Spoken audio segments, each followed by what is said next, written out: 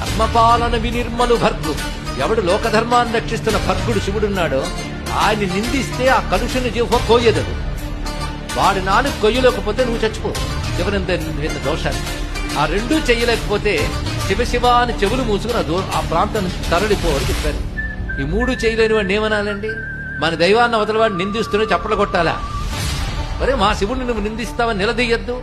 నిలదీస్తే వాడిని నిందించడం మొదలు పెడితే వాడిని శిక్షించాలి లేదా చెప్పండి. అందుకే ఎప్పుడు భగవన్ నిందకూడదు.